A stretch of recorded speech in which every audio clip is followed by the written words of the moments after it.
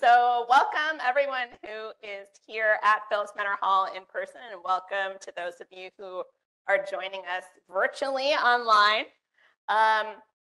It's great to have you all out here today, and happy Evacuation Day. Today is Evacuation Day, which was part of the reason why we thought it would be a great program to do today. Evacuation Day is historically November 25th, 1783.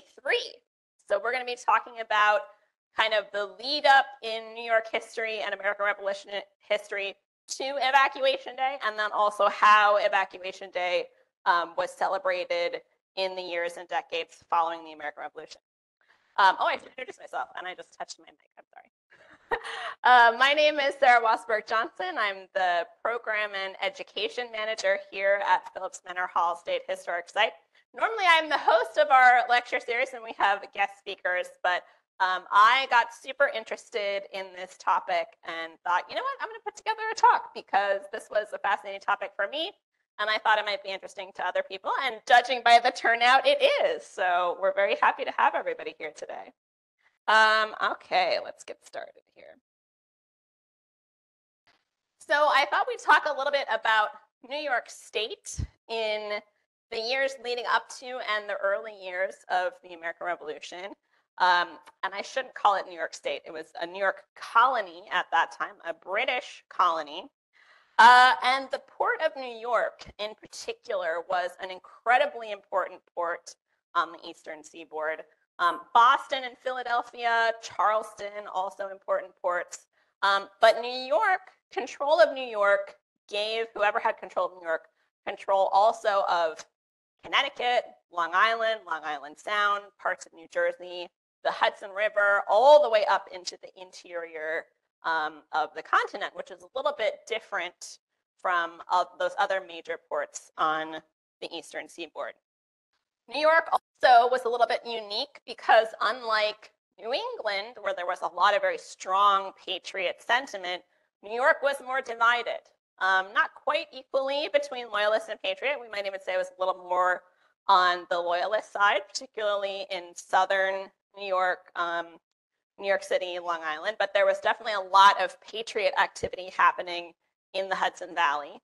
And so you get the development of groups like the Sons of Liberty in the 1760s, actually, with the start of these British taxation acts after the French and Indian War, which the Brits called the 7 Years' War. And that led to a lot of violence, particularly in New York City. The Sons of Liberty in New York City were especially fervent. And particularly after the Declaration of Independence, there was a lot of partisan violence in New York. And I found this great engraving from London. It's called The Patriotic Barber of New York, or The Captain in the Suds. And it's got this little rhyme underneath, and it says, "The patriot grand, maintain thy stand, and whilst thou savest America's land, preserve the golden rule. Forbid the captains there to roam, half shave them first, then send them home, objects of ridicule."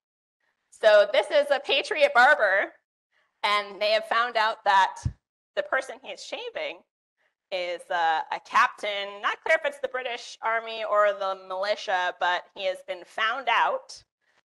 Patriot barber is refusing to finish shaving him, and so he has to leave kind of in disgrace, right? And this is from 1755, published in London.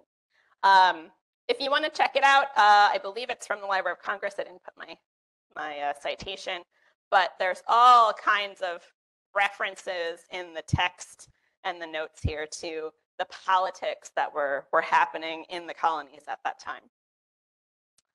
I said I would explain a little bit about the Phillips family because, of course, that is our primary focus. So the Phillipses were loyalists during the American Revolution. Frederick Phillips I and his first wife, Margaret Hardenbrook, emigrated to New Netherlands from the Netherlands in the 1640s and 50s. By 1693, they have been awarded a manor, the Manor of Phillipsburg. Sometimes we call it Phillips Manor, in order to not confuse it with Phillipsburg Manor in Sleepy Hollow, although that was part of the Phillips Manor. The Phillips Manor ran from Spuyten Duyvil north to the Croton River, and from the Hudson River east to the Bronx River. So it's about 52,000 acres.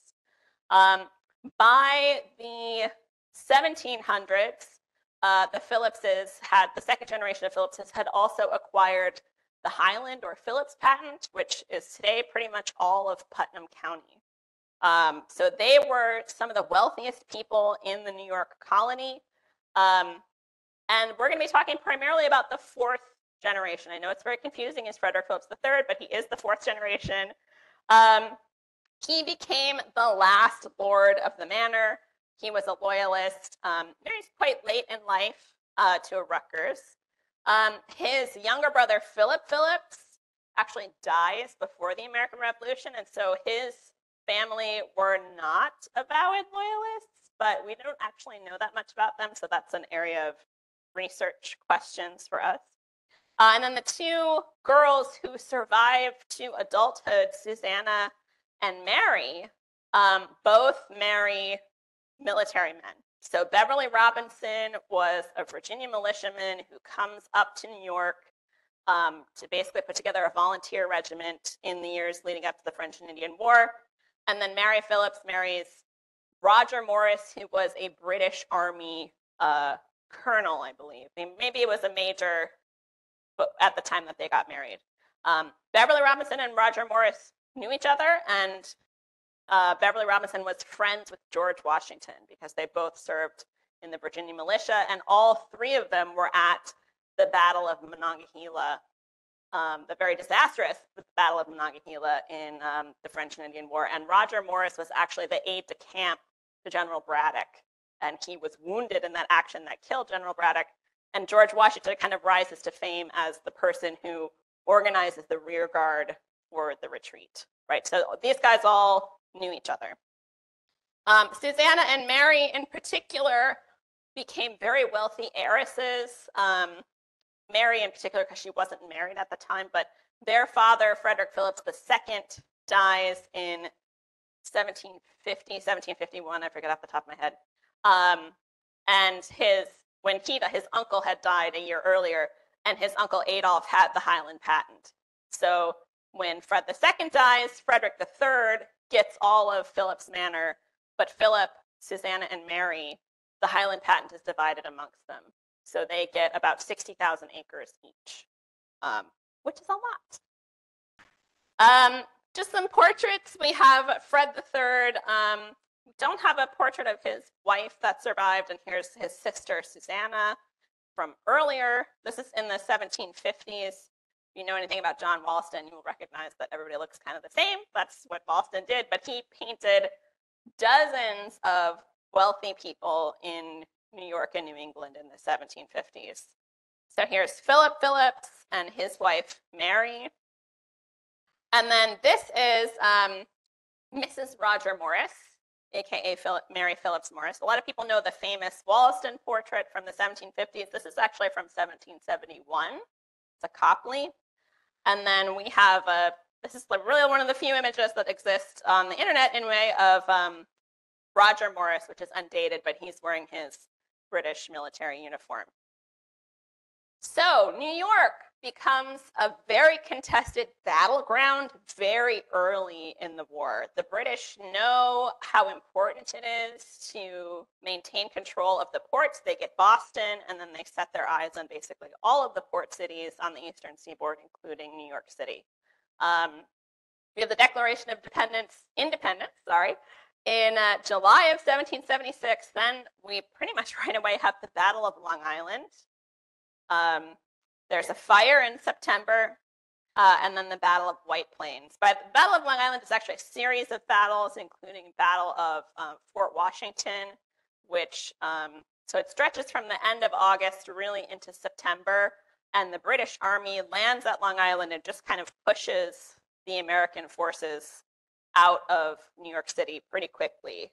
So that by October, Battle of White Plains, the army is fully in retreat. November, Battle of Fort Washington. The Army is fully in retreat. So this gives you just an idea. These are some period. This is a period image of our fleet, right? So this is from a British perspective in July 12th of 1776. So we have the Declaration of Independence on July 4th, and by July 12th, that is the British fleet in around Staten Island, Long Island and Staten Island. So the British Navy at this time was pretty much the biggest and the best in the world. And it had to have been very intimidating for someone who was rebelling against their government to see this giant fleet of ships all fully armed in New York City Harbor. And then this is in September of 76, the British are landing at Kips Bay, and you see they have these whale boats or longboats full to the brim of soldiers rowing toward shore. And then this is just a nice painting. I like to have color in our images, so we try to include those, of the Battle of Long Island. You can see it's very rural. New York at this time was extremely rural. New York City was really just the lower tip of Manhattan. There were settlements and farms further up the island and on Long Island, Staten Island, everything like that. But the city itself was much, much smaller than we think of it today. So the British pushed the Americans out pretty quickly, and they institute military rule in New York City.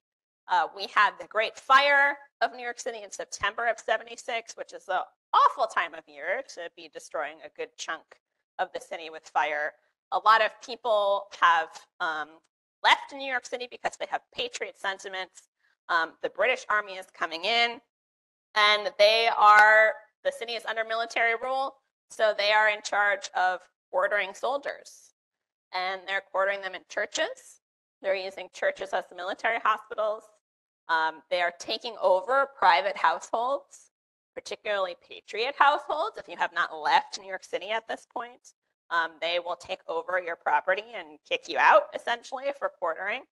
And from the beginning, but increasingly as the years go on, you get loyalist refugees ending up in New York City. So these are people who, for whatever reason, have been turned out of their homes. You get a lot of women whose husbands are away at war, who maybe their husbands have joined loyalist militias or joined up with the British Army, and they're alone. And if they are surrounded by patriot neighbors, life could get pretty difficult for them. And a lot of people were basically forced out by their neighbors. A lot of women whose husbands had died in the war, whose husbands had joined the loyalist forces, they had their property confiscated by committees of safety, right? So they have nowhere else to go if they don't have family, particularly if they don't have means on their own. A lot of women and children and elderly people are streaming into New York as refugees, essentially, in their own homes. You also get a huge influx of Black loyalists, and I'll talk a little bit more in detail about this, but suffice to say, at numerous points throughout the war, parts of the British Army declare that if you escape a rebel enslaver and you made it to British lines, you would be free. There were conditions early on in the war on your freedom, and later there are fewer and fewer conditions until it becomes essentially unconditional freedom. Only for people enslaved by patriots. You're enslaved by a loyalist, they're not going to help you. And then in New York City, also you get the imposition of prison ships in New York Harbor and Long Island. I'm going to take questions at the end, okay? Sure, yeah. I know, I tried to make the text as big as possible, but so prison ships are for holding some political prisoners, but also a lot of patriot soldiers who are captured. The conditions are pretty deplorable. You know, food is sparse, healthcare non-existent. They're mostly kept in the holds of these ships, which is if you've ever been in the hold of or the hull of a wooden ship, it's very damp. And in the wintertime, it's going to be freezing cold. So this was part of the reality. The Patriots also had prison ships, but not in New York City because the British were in control of New York City. So this is another image, a French image about troops debarking, English troops debarking in New York from 1778. Just gives you kind of a sense. Some of the European artists who were depicting the American Revolution were, let's say, a little more generous with their depictions of construction than maybe was actual reality. So I don't know the history of New York City's architecture well enough to say how accurate this is, but it strikes me as it might be fairly accurate, but also could be a little exaggerated to be more in the European style, right? And then this is a 20th century illustration of Dyckman Farm, which is way up in the Bronx, right? The upper end of, sorry, not the Bronx, it's the upper end of Manhattan. And so this just gives you a kind of an example of how soldiers, individual, regular, everyday soldiers in the British Army were quartered, right? Particularly in winter quarters, which they used the area around Kingsbridge as their winter quarters, multiple winters while they were occupying New York City. And then this is this is post-revolution, but this is a 1797 depiction of the Tontine Coffee House or Tontine Coffee House. Just kind of gives you an idea of what New York City probably would have looked like around the time of the American Revolution.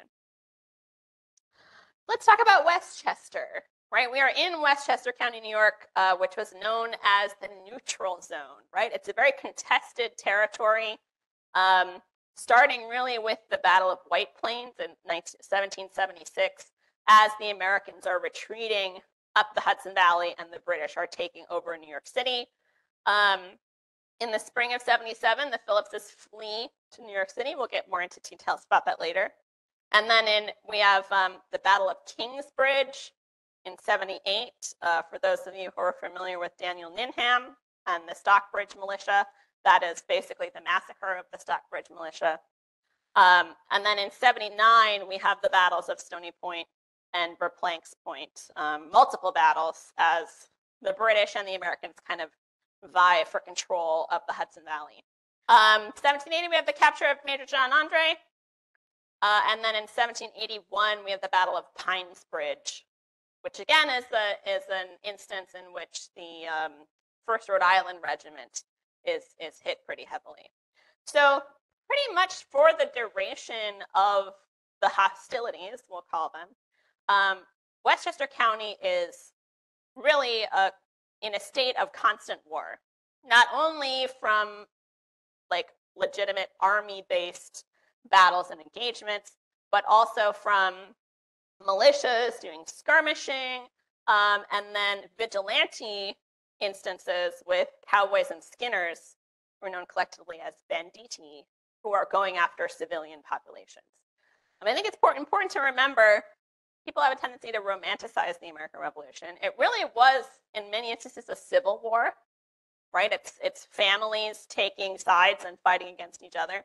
And there's a lot of activity happening during the American Revolution that would be considered war crimes under the Geneva Convention. They're attacking civilian populations, not only supplies and stuff like that, but also individual civilian populations. There's raping, there's pillaging, there's murder, all kinds of fun stuff, and it's all happening in Westchester County, which makes it a not great place to live during the American Revolution. So this is just an example because it's got the Hudson Highlands in the background. This is an image from 1778 of the Phoenix and the Rose engaged by the enemy's fire ships and galleys. So the enemies here being the Americans, the Patriots. So James Thatcher kept a diary about the American Revolution, and he talks pretty extensively about Westchester. But I just have a quote here. He says, "This country is called the neutral ground, but the miserable inhabitants who remain are not much favored with the privileges which their neutrality ought to secure them. The country is rich and fertile, but it now has the marks of a country in ruins. A large proportion of the proprietors having abandoned their farms, the few that remain find it impossible to harvest their produce. Banditti, consisting of lawless villains, devote themselves to the most cruel pillage and robbery among the defenseless inhabitants between the lines. These shameless marauders have received the names of cowboys and skinners, but by their atrocious deeds, they have become a scourge and a terror to the people. I always forget which is which, so somebody can correct me who is considered cowboys and who are skinners. But essentially, it's both the patriot and loyalist groups are preying upon the civilian populations. A lot of people did not have the means to flee, unlike the Phillipses who did. And the closer you were to either line, the kind of safer it got. So extreme southern, Westchester County, closer to the British lines, was a little safer, although not always, as we saw from the Battle of Kingsbridge. And the Americans, by this point, by a couple years into the war, are encamped largely at West Point, right? So that the forts at Fort Montgomery gets taken out in 77, right? They break the chain across the Hudson there. But after that kind of foray by the British up to the Hudson River, the Americans control the upper Hudson pretty decently. Down here, the Haverstraw Bay is so wide that British warships can come up and kind of be out of reach of fire from the shoreline. So they kind of park warships there on and off to keep the Americans from coming down and attacking New York City, and also keep anybody from coming up. So it's like stalemate in the lower Hudson Valley. For the Phillipses, Roger Morris, by this point, by 1775, had retired as a colonel in the British Army. He retired in like 64. And he flees to England. He kind of sees the writing on the wall for how loyalists are being treated by, at that point, the majority patriot population in New York. He and his wife, Mary, in the 1760s, built Mount Morris, which is today Morris Jumel Mansion. So he goes back to England kind of to avoid reconscription and also to flee the violence. But he leaves Mary and their children. And this is a common thing because they wanted to secure their land rights, right? And so there was this thought that women and children would not be attacked and could stay in their homes and keep that land claim. That doesn't always happen.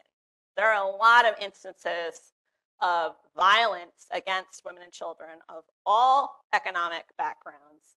And so it ends up being kind of a futile thing to just leave your wife in hopes that your house would not get destroyed and you could keep your land.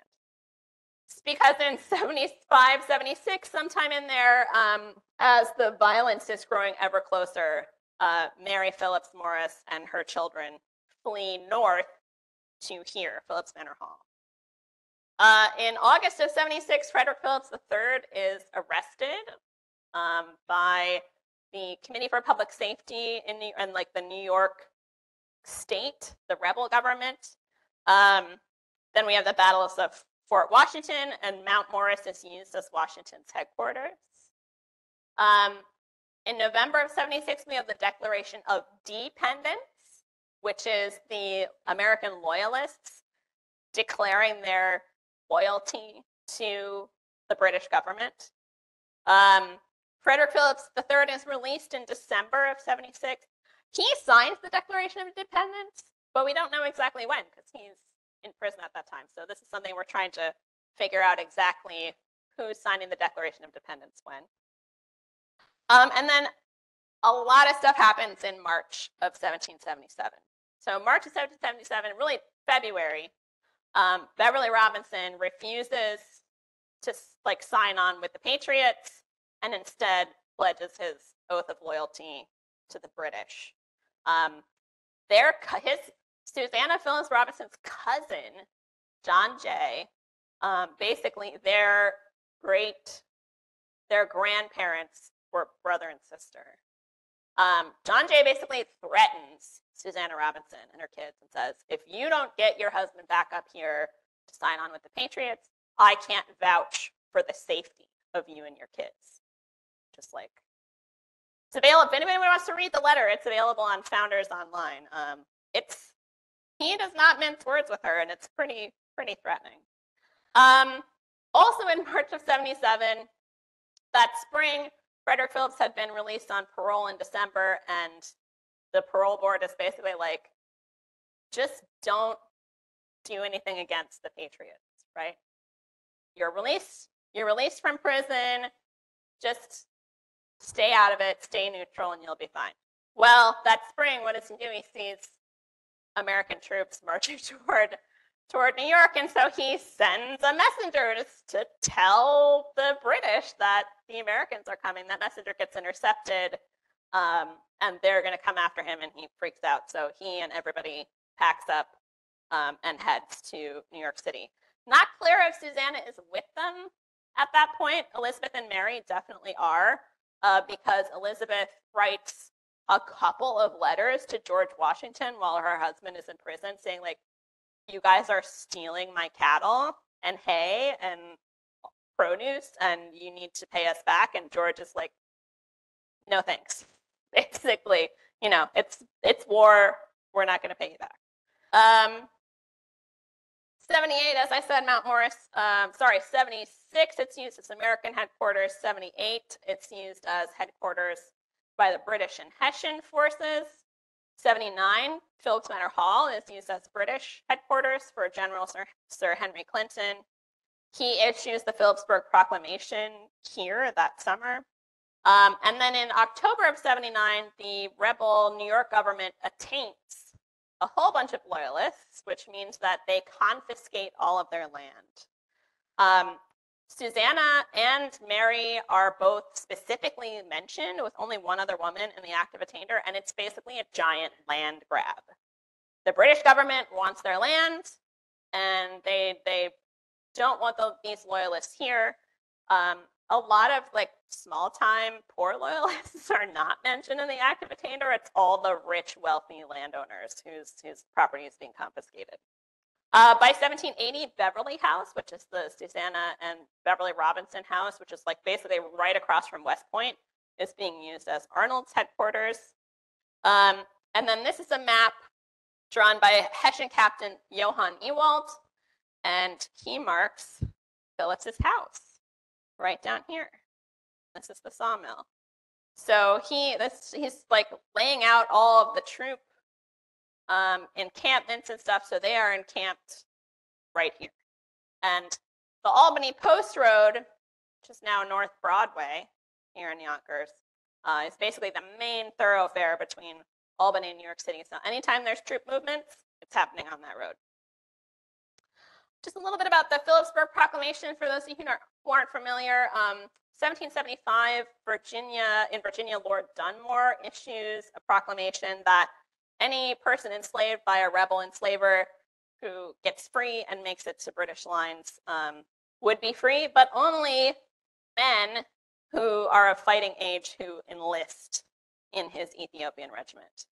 But that kind of spreads like wildfire across the colonies, that the British are contemplating freedom for enslaved people. So more and more people start to self-emancipate. And then in frustration over the Battle of Stony Point and basically being unable to lure Washington out of West Point into major battle, Sir Henry Clinton issues the Phillipsburg Proclamation here. Here it is. It basically says, anyone, where does it say? Anybody who is enslaved by a rebel who makes it to British lines will be unconditionally free. No military service, no labor requirements, anybody. Men, women, children, elderly, anybody who makes it. And that really sets the stage for more and more people from all over the colonies to flood into New York City, because that was British headquarters by this time. Phillipses are also there. 1777, Roger Morris returns to New York City from Britain. He kind of is back in the military, but he does not want active duty posts, so they make him the Commissioner of Refugees. So he is the person overseeing the refugee claims, largely for women, children, and the elderly. And so he's in charge of saying, yes, you can get rations. Yes, you can get a payment or not.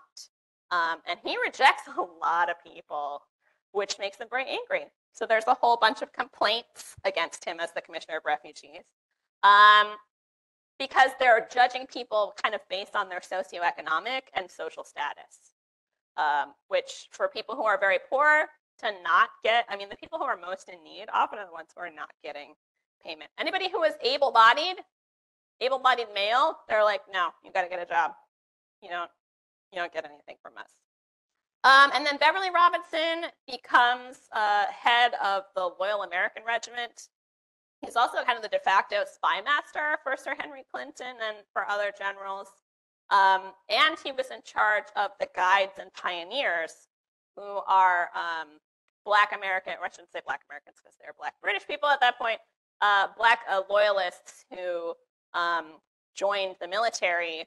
The Guides and Pioneers was a non-combat role, largely constructing fortifications and things like that. So he was also in charge of that group while he was in New York under Henry Clinton. So October of 1781, the siege of Yorktown ends, right? The British lose. This is the last major battle of the American Revolution. Doesn't mean the fighting's still not happening, but this is the last major battle. And we kind of have this uneasy truce, right, post-Yorktown. There's no real peace, but we're also not waging pitched battles with giant armies anymore. By the end of 1782, we have a preliminary treaty between the British and the Americans. But guess what? We're not the only people in this war.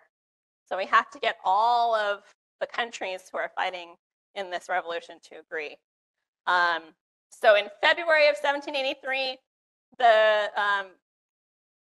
King George III issues the official announcement of the cessation of hostilities, right? This is our ceasefire.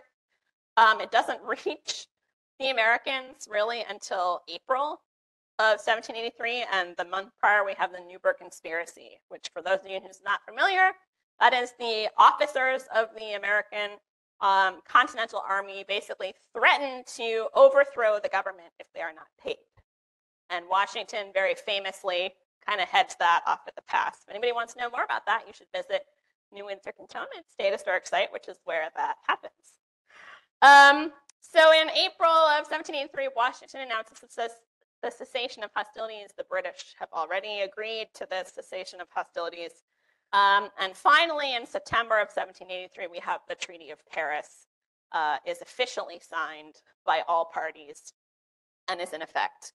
Some of you maybe recognize this very famous painting by Benjamin West of the Treaty of Paris. So we have John Jay, John Adams, Benjamin Franklin, Henry Lawrence, and William Temple Franklin. And where's the British delegation? They refuse to sit for the portrait, right? So it's unfinished. So now we have this treaty, and so the British Army has to get out of all of the colonies. Britain is recognizing these rebel governments as official governments and recognizing the United States as its own country. So that means you got to get everybody out, right? So they kind of knew this was coming, right? Sir Guy Carleton, by this point, is basically in charge of the British Army in North America at this point. And as the Americans start to win, and as after Yorktown in particular, the Patriots are like, we're ready for you guys to get out of here. And so they start attacking loyalists even more than they had before. There's a lot of partisan violence. Again, the loyalists are mad that the government is abandoning them, essentially, and they're not happy about that. So Sir Guy Carleton is very focused on record keeping for this time period, right? He wants a record of property, he wants a record of debts, and he wants a record of formerly enslaved people, which is known as the Book of Negroes. So a lot of loyalists, particularly wealthy loyalists in New York City, had been creditors, right? So they had loaned money to people, including patriots, and they're like, how do we get our money back? And so Guy Carleton sets up like a little commission to try and figure out if these debts are legitimate. But guess what? There's no enforcement arm. So a lot of these debts go uncollected. A lot of property is in conflict. There's a, I think it's in 1783, there's a act of trespass passed in New York, which is basically if you're a patriot and your property was occupied by loyalists during the American Revolution, you can sue them for damages, which does not go over very well with some of the loyalists. And then as it becomes more and more clear in New York City that the British are going to depart and the war is over, you have kind of this mad scramble to liquidate assets and property so you can get enough money to leave and start somewhere else. So you've got sales of property, you've got auctions going on all the time. Abandoned properties are like torn down and the materials sold. It's just crazy in New York City as everybody is trying to find their way onto a boat to get out, or the patriots who ended up staying are like, yes, leave. We hate you, our occupiers, and they're having, there's violence because they're ready for it to be over. This is an example. It was published in 1782, so we're pretty sure it's depicting a riot and fire in New York City in 1782. So things were not as calm and orderly as Sir Guy probably would have liked. All right, the Treaty of Paris has a very distinct clause about slavery. Specifically, it says all prisoners on both sides shall be set at liberty, and His Britannic Majesty shall, with all convenient speed, and without causing any destruction, or carrying away any Negroes or other property of the American inhabitants, withdraw all his armies, garrisons, and fleets from the said United States and from every port, place, and harbor within the same. Right? So that is a clause that causes a lot of angst in the free Black and Black loyalist community. And it's one of the reasons why Sir Guy starts the Book of Negroes, right? So he is like, all right, we have to have a record of these people. And part of the Book of Negroes is you record who your former master was and where you're from, in addition to like your name, your age, and then also what ship you're going on and where you're going and when, right? There had been a number of kidnappings by American patriots of free people in New York City, either enslavers going to try and reclaim their property, or opportunists who are like, I can kidnap people and sell them into slavery. It's something that continues to happen in New York, really right up until the Civil War, actually.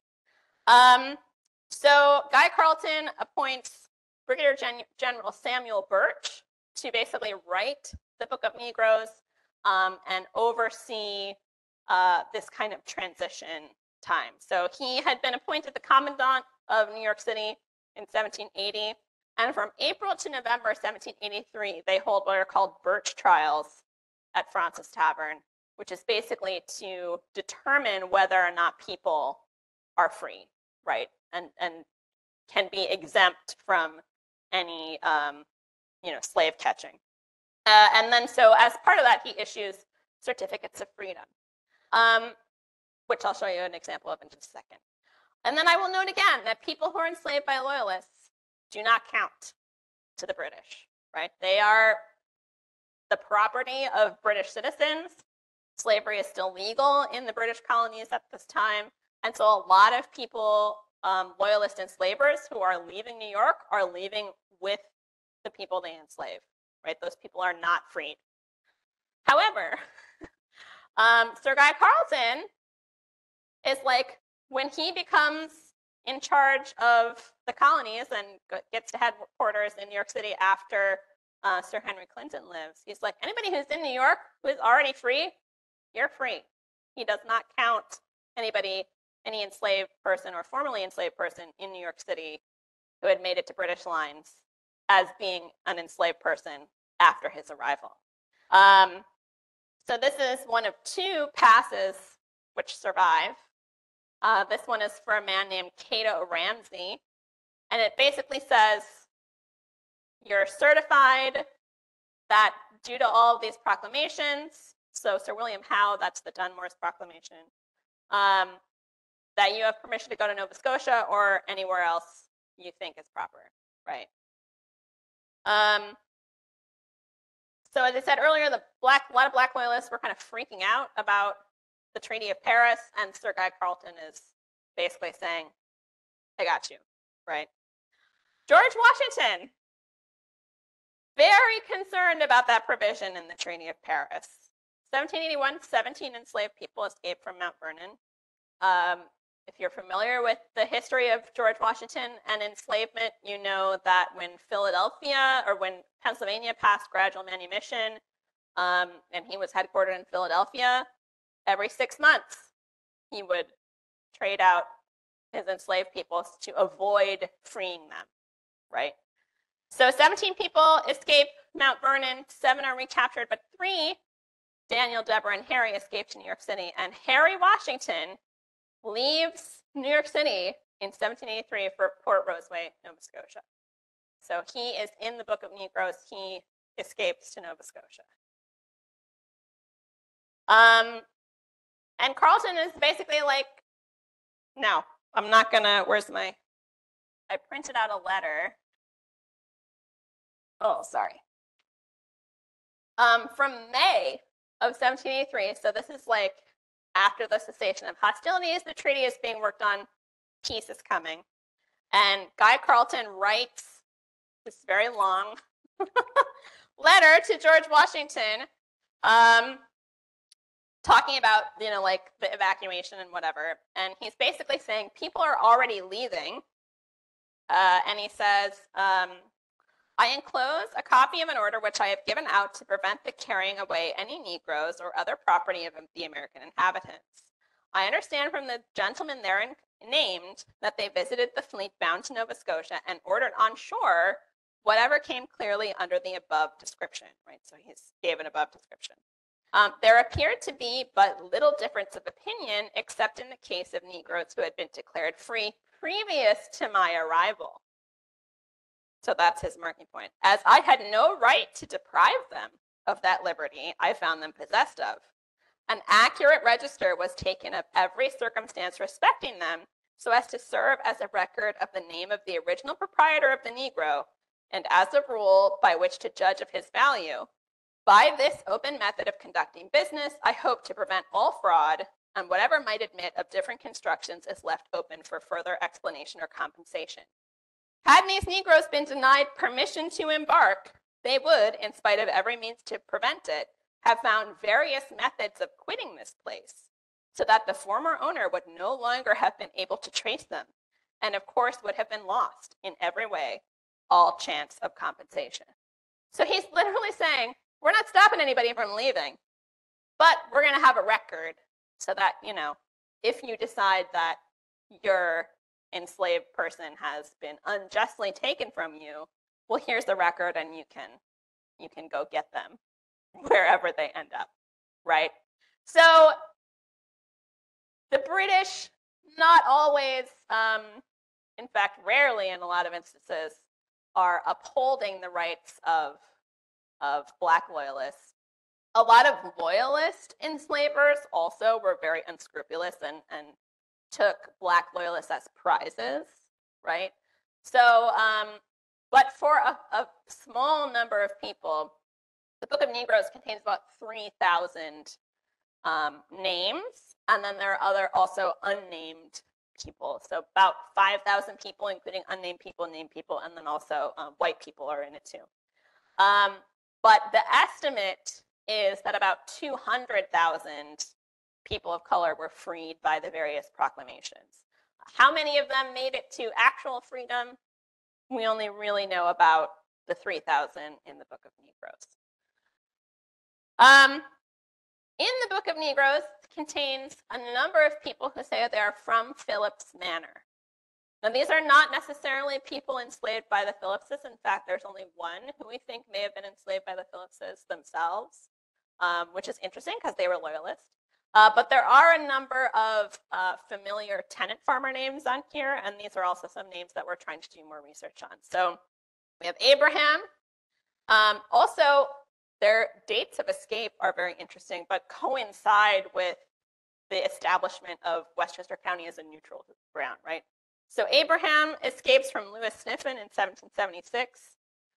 Samuel Dickinson he's brought off Thomas Hunt, which is not clear if he's like stolen or if the British Army like rescues him. That's not clear what that means. Also in 76, Eleanor Fleming escapes from William Pugsley, who is renting the Upper Mills from Frederick Phillips III at this time. So she escapes in 77. Charles Francis in 76. Thomas Francis, probably his brother. Note they're enslaved by different people in 77, but they both end up on the same ship on the same date, right? So you see there's family connections. Frank Marshall escapes Abraham Odell, likely a relative of the Odells that the Odell Rochambeau headquarters house is now being restored. And then Jane Marshall, unclear if sister or wife, but again, they're leaving on the same ship on the same date. Henry Mansfield, this is very interesting. He's born free, and it lists his former owner as Mr. Phillips. And he is born, he was 33 years old in 1783. He would have been born in 1750. And on the 1750 will of Frederick Phillips II, no, what is it? 1750 will of, probate of Adolph Phillips, who ran the Upper Mills at that point. There's a boy named Harry listed, age 16 months. And Harry is a nickname for Henry. So we just found this a couple of weeks ago.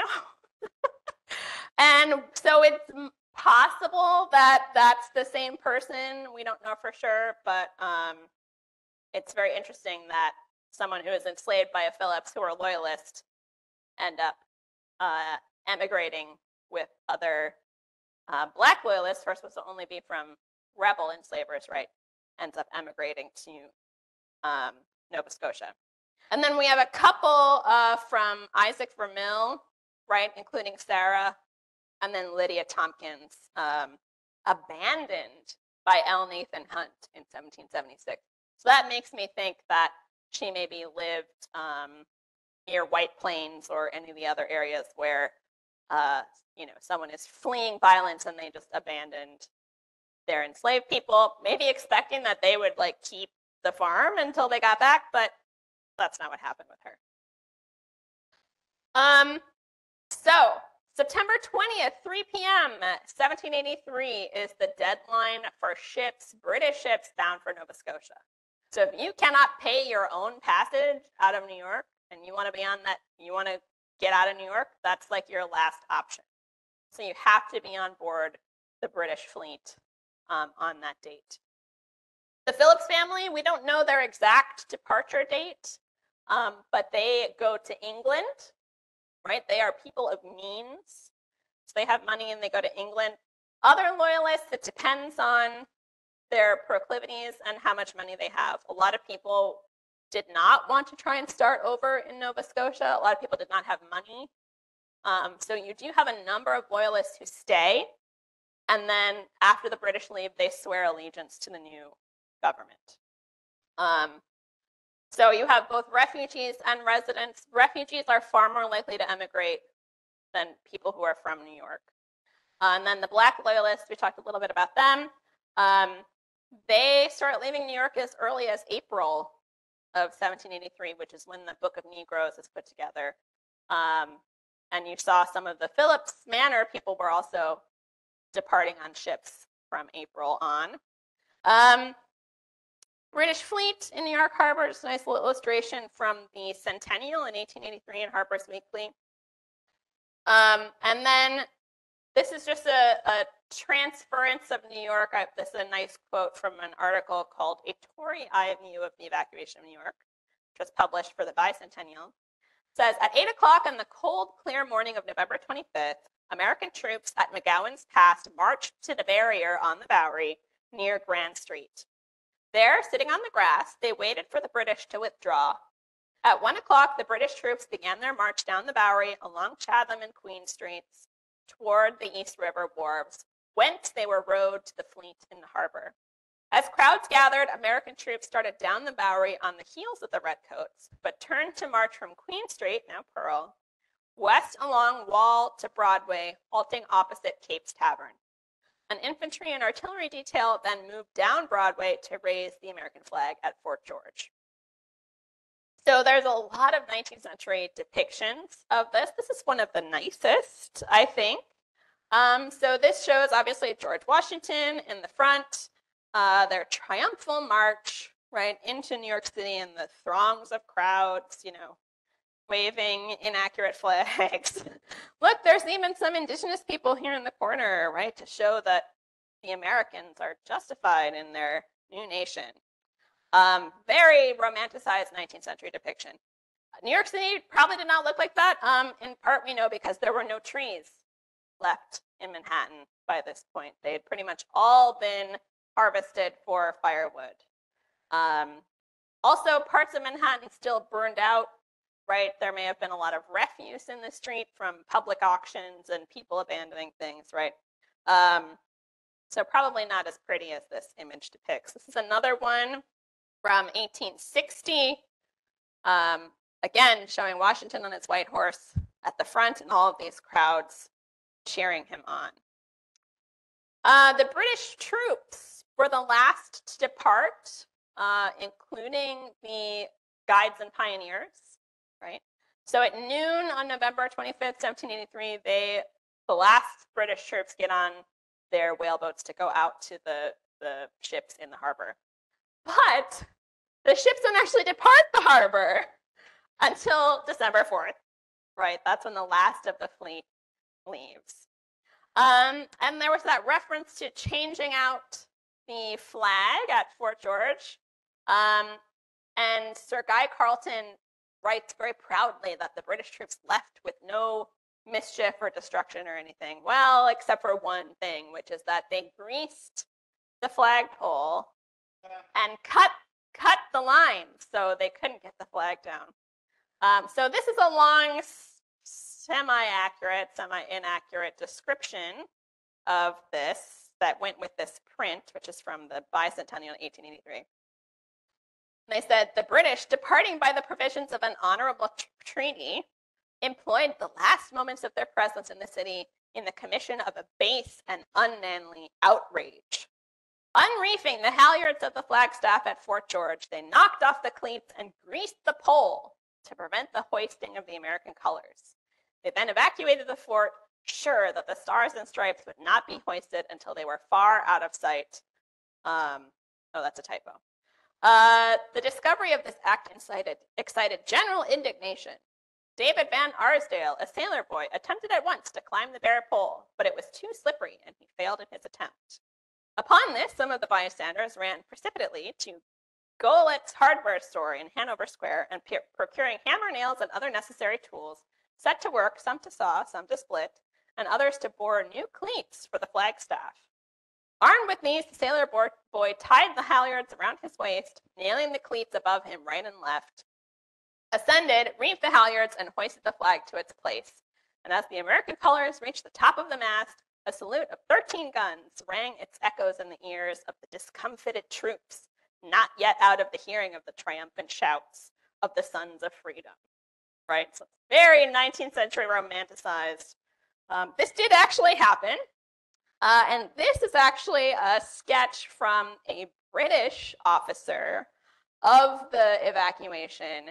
And it's got the British troop ships and gunships in the harbor, and you can see all these troops coming out to land. And then here's the guy halfway up the pole, and this giant American flag hanging down the wall of Fort George. Where did people go? A lot of them went to England. If you had money, basically, you went to England. A bunch of people went to Nova Scotia, primarily Port Roseway, which is now Shelburne, in St. John. Some people went to St. Augustine, Florida, right? British East Florida. Other people went to holdings in the Caribbean. Black Loyalists predominantly went to Nova Scotia, particularly Port Roseway, which is now Shelburne, Nova Scotia. There's a record of 499 of them getting land grants as promised for military service. And that area became known as Birchtown after Samuel Birch, the man who'd kind of overseen their departure. The conditions were not great. They were not great for white loyalists. They were even worse for black loyalists. You know, they're arriving, you know, they're departing in November. They're arriving in like December, January. It's winter. The conditions are not good. There's not enough rations. The white loyalists are appropriating the best land, the bulk of the rations, and they also have enslaved people with them. So they are kind of actively hostile to free people of color. So after a year, about a third of the people who end up, black loyalists who end up in Nova Scotia, basically ask for passage to Sierra Leone, which was a British colony in Africa that was basically established to get free black people out of Britain, right? It's the whole back to Africa thing. Unfortunately for black loyalists, both, well, black people from London and then also black loyalists from Nova Scotia, the conditions in Sierra Leone were also not great. And there was this weird, like, they were in control of the colony, but they were acting as British citizens to the native African community, and they were not prepared for like food raising and storage and disease and animals. And so a number of them die of illness and other instances, and then eventually white British people come and take over the colony. So not a great ending for a lot of people, but Shelburne, Nova Scotia does still have a very substantial black loyalist descended population. The Phillipses pretty much land on their feet, right? Everyone's like, oh, the poor Phillipses, they got all their land confiscated. And yeah, they're not the big fish in the small pond anymore, but they all get compensated, right? Frederick Phillips III and Elizabeth settle near Somerset, England. They get 62,000 pounds. Their estate had been valued at 200,000 pounds, but I gotta tell you, in the 1780s, 62,000 pounds is not too shabby. Frederick dies in 1786. He is not in good health. He's fairly elderly at this point. May have had diabetes, judging from some of his descriptions. But, you know, the popular story is that he died of a broken heart, right? So Susanna and Beverly settle near Bristol. They get $17,000. Beverly actually tries to reconcile with George Washington, who's pretty open to that. There's a couple of letters back and forth between them. But Beverly dies in 1792. They have a ton of kids who end up taking on roles in British-held Canada. Mary and Roger settle in New York, which is where Roger Morris is from. Again, they get 17,000 pounds from the crown. This interesting little tidbit, so they had a prenup, right? Because the Phillipses are Dutch and she was super rich. So they have a prenuptial agreement, which basically gives rights to their kids to the landowning. And guess what? Their kids, their heirs and assigns, are not listed in the Act of Attainder. So the British courts in 1787 say the Act of Attainder is invalid, and they try to get their land back for their kids. Henry Gage Morris eventually sells the rights to the upper patent to John Jacob Astor in 1809, and John Jacob Astor badgers the New York State government until they pay him to go away. And then Mary dies much later than her husband in 1825. Post-revolution, Phillips Manor, as part of the Act of Attainder, is auctioned off in 1784. It's purchased in this portion of Phillips Manor Hall is purchased in 1785 and goes through like a bunch of different owners over the years. But Phillips Manor itself, the tenant farmers are given the opportunity to buy their own farms with some pretty generous terms. We don't know a ton about what happened to the enslaved population here. We do know that the miller at this property is listed as part of the sale. And then the household servants probably go with the Phillipses to England, but we don't know for sure. There's no record of what happens to them. This is a very famous little illustration here of Phillips Manor Hall and the mills, right, and the landing. This was done in 1784 for the auction to try and sell it. And then this is a very small map, which you can't see very well. It is available online. This is the Phillips Manor, map of Phillips Manor. And you can see there's these little teeny red lines. Those are all of the tenant farmer properties with the names of who purchased them. And a lot of them were the tenant farmers were able to purchase their own properties. Pretty much every city or town in Westchester County, well, this part of Westchester County, tenant farmers sold their property in order to create the town or the city. So Yonkers becomes a village officially in 1868, and then a city in 1872. And this property becomes Village Hall and then City Hall. Okay, I know I've been talking for a really long time. Thank you for your patience. We're coming up on the end here. So how does Evacuation Day become a holiday? Right? It starts in 1783 with people having private dinners, celebrating the end of the war and the evacuation of British troops from New York City, right? So it kind of continues for the first couple of years, it's just private dinners. 1787, the New York City Army Brigade moves their annual dress review to Evacuation Day, right? So they have a dress parade, you know, all kinds of fun stuff happening. They move that to Evacuation Day in 1787. In 1789, there is a debate over where to have the national capital. It is at this point in New York City. But there's people who don't want it in New York City, right? There's this big debate over it. You have like mostly militia guys who are Republicans versus the enlisted army guys and officers, Continentals, who are mostly Federalist, right? And the Federalists are like, we got to have some middle ground here between the colonies. So that's how it ends up getting moved to Washington, D.C. But there's also some, you know, some groups want to celebrate Evacuation Day more than others. Washington declares the National Day of Thanksgiving on November 26, 1789. Right? So November 25th is Evacuation Day. 26th, he declares the Day of Thanksgiving. And then it's demolished, sorry. In 1790, Fort George is demolished, and they install the churn, which I'll show you a picture of in a minute. And so by the 1790s, this Evacuation Day celebration is becoming kind of routine. Some of the people who participated in the American Revolution are starting to get older and older. A lot of them are starting to die, right? And the next generation doesn't have that close connection to the revolution. Here's the churn, right? It's basically just a flagpole to kind of represent that flag that was first flag that was placed on the flagpole on Fort George. So this is 1794. By the 1800s, right? We're kind of shifting around. Museums and theaters start to have celebrations, but by the 1830s, we're caring less and less about the American Revolution.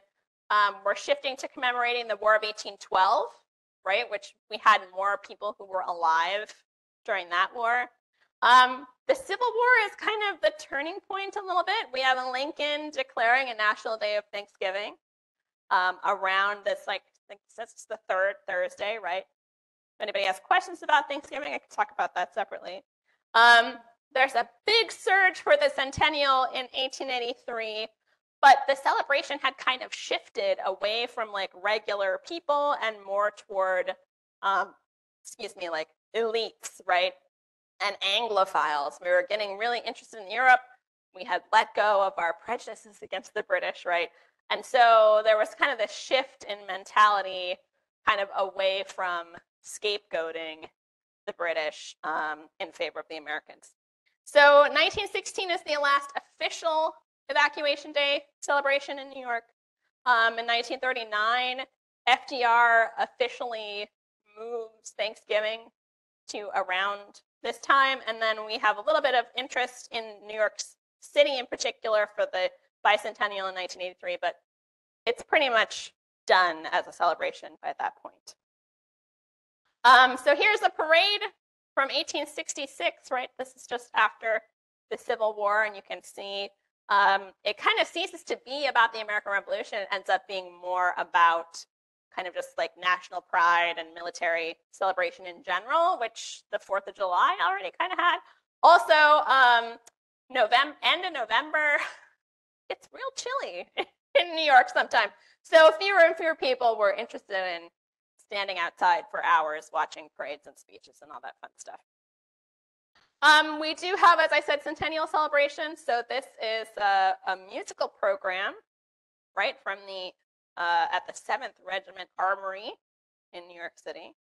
And that was really the last big hurrah for Evacuation Day as a holiday. So what does Evacuation Day mean today? That's a complicated question, given that we are actively complicating the history of the American Revolution, right? We're taking more and more perspective. We're thinking critically about past portrayals. New evidence is being uncovered. As a loyalist site, we always have to take the side of the loyalists, and a lot of new research is being done on loyalists in New York. Yeah, and I just answered my rest of my bullet points. So that is the end of my talk. Thank you, everybody, for bearing with me. And I'm gonna unplug this so that you guys can't see my screen anymore. So do we have any questions? Yeah. So the question was about the property directly across from West Point, who inherited it, and then he ran across some information that said that Mary Phillips inherited it and that she married Gouverneur Morris, and that's wrong. The Highland patent was divided into 3, but in kind of a weird way. So it's divided in 3 kind of vertically across Putnam County, and the middle section was divided in 3 for like vertically for the 3 siblings, Philip, Susanna, and Mary. And then the 2 end sections were divided in 3 horizontally for each sibling. Very confusing. I would not like to try and manage land that was not contiguous, but that's how they did it, I guess, to be fair for everybody. So the section directly across from West Point was inherited by Susanna Phillips, who at that point was married to Beverly Robinson already. She got married in 1747, and her dad died in 1750. So legally, Beverly Robinson inherits it because he is married to her, and all of her property becomes his property. So that section directly across from West Point is theirs, and they build Beverly House, which then becomes the Benedict Arnold headquarters. That house continues to exist until I think the 1880s or 90s when it burns. So their comment was about, for the people online, the Phillipses in England marrying into the very wealthy family, and their descendants are now the Heatons. And actually, a number of years ago, Major Heat came to visit Phillips Manor Hall, and he recorded a little message for us. He has since passed away, but yeah, they landed on their feet. So don't worry about the Phillipses. Sorry, question online? I have no idea how many ships. There's references to the fleet, and basically the fleet going in waves. And Sir Guy Carleton also writes, basically, I was looking at the letters between Guy Carleton and George Washington, and he writes to George Washington that basically as soon as they got notification of the cessation of hostilities, he recalled ships from the Caribbean and Florida and elsewhere to basically start the evacuation. So they weren't necessarily using British warships, But it seems like the fleets kind of go in waves. And you can see that reflected in the Book of Negroes also. People who are leaving on the same day, but on different ships, right? So they're going in kind of en masse as a fleet. And I think they're making multiple trips, particularly to Canada. But then there's also private ships that people could hire to take them elsewhere. So if you had the means, you could hire a private ship. So the only one that we have been able to document of people who were sold with properties in the Commissioner of Forfeiture is the miller who was sold with, I think it was the lower mills. It might have been the upper mills though, because obviously otherwise you'd have to find a miller. That is, so the thing, I don't think so. I think Phillips Manor Hall was probably the only one because it had been abandoned. And there is evidence that Ewald's journal, he talks about encountering a steward here. So I think they left, the Phillipses, when they fled, they left staff and enslaved people here to continue to operate the mills, because what tenant farmers were able to get a harvest in, you still wanted to process that wheat. And because we're far enough south that we're protected by the British ships in Haverstraw Bay, you could get ships in and out of here.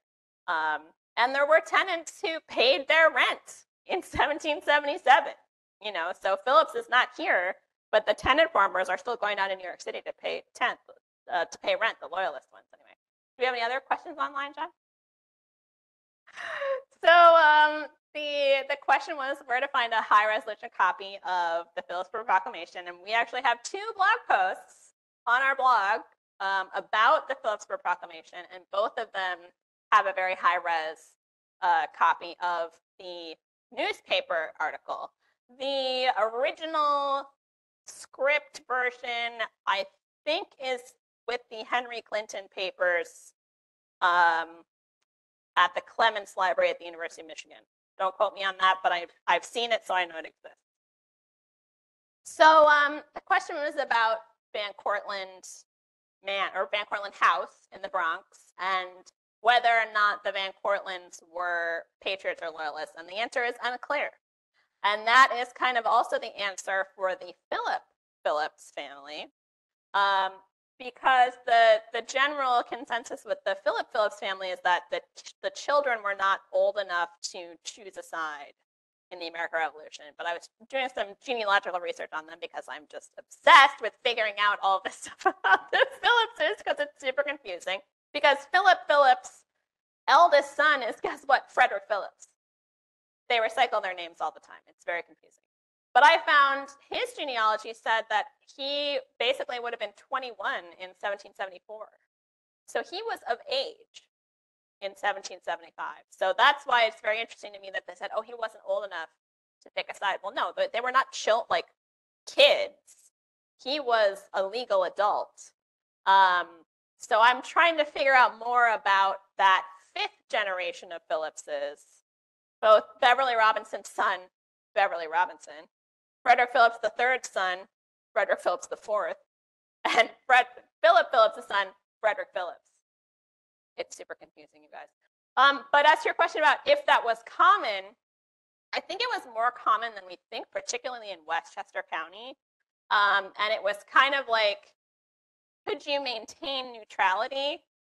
And it seems like some people did. The Van Cortlandts are actually very closely related to the Phillipses, although they are not blood relatives of the Phillipses. Ava Phillips was Margaret Hardenbrook's daughter from her previous marriage. So the marriage before Frederick Phillips I. So this is back in the 1650s, right? But she marries Jacobus Van Cortlandt, whose older sister marries Frederick Phillips II. Super, yeah, I know. And so they end up, when Frederick Phillips I dies, he gives them Van Cortlandt House in his will, right? They'd already been living there, and he just gives it to them in his will. And then their descendants end up being the Jays. John Jay is a descendant of Eva Phillips. So that's the family connection when he's going after Susanna Phillips Robinson, right? So all of these big families intermarried a lot. If you want to see how circular some of those family trees are, we've got in the next room. Okay, sorry folks online, my lav mic died. So the question was about George Washington, and it's actually Mary Phillips. In the 1750s, when George Washington and Mary Phillips met through Beverly Robinson, her brother-in-law, Mary Phillips was basically the wealthiest heiress in the entire colony, and possibly the entire 13 colonies. So a bunch of men were really interested in her. There's actually, I haven't found the original yet, but there's references to a period satire about it's like Major Polly Phillips and like the lists of men she's defeated, right?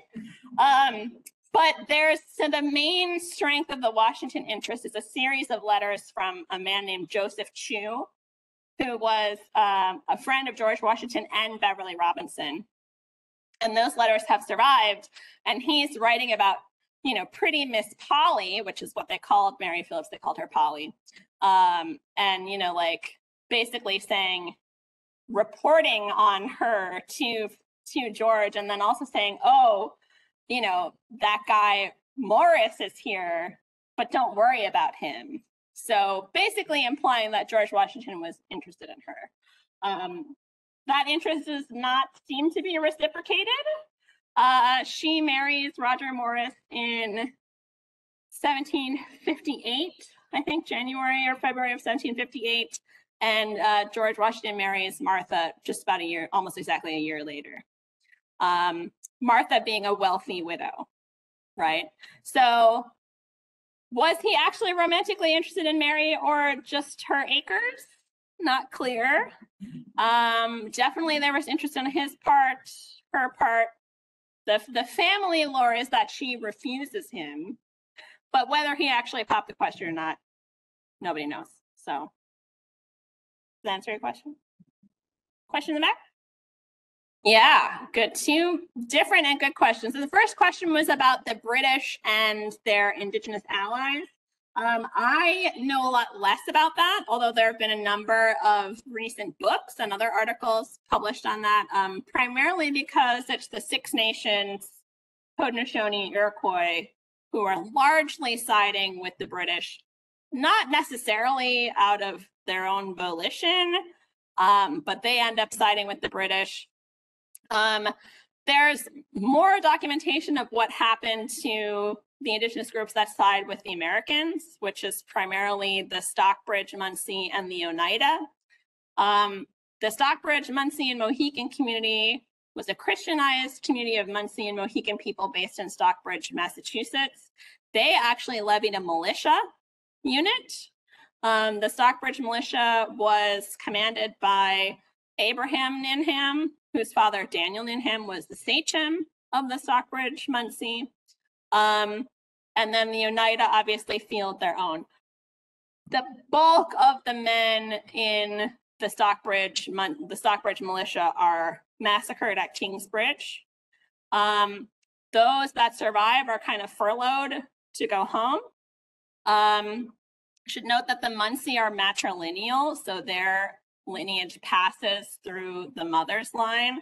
So the Ninham line is actually still around. There are currently Ninham descendants, but post-revolution, they basically don't get any help from the Americans. They get kicked out of Stockbridge. They go to live with the Oneida for a while. They end up, I think, in Indiana. They get kicked out of Indiana, and then they end up in Wisconsin, which is where the Stockbridge Munsee community lives today. They did eventually, I think, get some reparations from New York, not a lot. The Oneida obviously have reservation. The other Six Nations have reservations.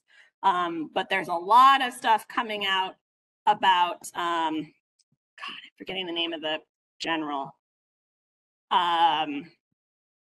Anyway, there's this, I forget, I'm totally blanking on the name, which is driving me crazy, but the big campaign in the Mohawk River Valley a lot of scholars now are saying was basically a land grab because on behalf of the Americans. So they're fighting the Six Nations who had sided with the British, and it's basically a land grab because in after the French and Indian War, a lot of guys who enlisted or fought in the French and Indian War were promised land as part of their pension, right? They didn't get a cash pension, but they were promised land. Well, except for it couldn't be land that was already claimed by a British citizen or Indian territory. So in New York, what does that leave you? Nothing. There's no land to be claimed in the colony of New York. And so there's theories that that's really what drives the push into Haudenosaunee territory and the Mohawk Valley is to try and claim land. It's also what's you know, the whole Appalachian mountain range being the kind of dividing line from westward expansion, you know, the British setting that line for their indigenous allies. Well, the Americans blow past that. And a lot of tenant farmers from the Hudson Valley end up settling in the Mohawk Valley and the Ohio River Valley. Great question. What was your second one? Yes, okay, the questions about any connection between John Andre and the Phillipses. So Beverly Robinson is on the ship with John Andre when they're going up to meet Benedict Arnold. So Beverly Robinson is like Clinton's spy master. And so he's kind of helping Andre because he's heard that Arnold wants to like make a deal, maybe come over to their side, give them West Point, which is what they're really hoping for, because West Point is the nut that the British Army just cannot crack, right? If they could take West Point, that would have changed the tide of the war. They could have gone all the way up into the interior. They could have split New England from the rest of the southern and middle colonies, which were more loyalist than New England was. Like, it would have changed everything. So Beverly Robinson is the Phillips connection there. So the question is about John Jay threatening Susanna Robinson. It is the same John Jay who became Supreme Court Justice. He was president of Congress for a while. And he basically, I mean, you can go and read the letter for yourself. It's on Founders Online. But he's very clear, like he is implying if Susanna Phillips does not retrieve her husband from New York City and get him to join the Patriots, he cannot vouch for the safety of her and her children. And there are also letters from Beverly Robinson to John Jay as the president of Congress, basically saying, I got to follow my conscience. I can't join you. Can you please make sure that my wife and children are safe? If they have to evacuate, will you let them go by water and take their stuff with them rather than trying to force them overland through this kind of no man's land? For the Phillips property, yes, it went to New York State. The commissioners of forfeiture got a cut. The people who are overseeing the sale of these attainted lands got a cut. But yeah, it went to New York State. Mostly to pay war debts, right? Yeah, the comment was about John Jay being involved in intelligence gathering from the beginning of the revolution. So yeah, it's hard to tell. Just because you're related to someone doesn't mean you have a high opinion of them, that's for sure. All right, any other questions? No, thank you so much, everybody, for such great questions. Thanks, everybody, for joining us online. I'm going to go ahead and end the meeting for folks online. Thanks for joining us. We'll see you next time.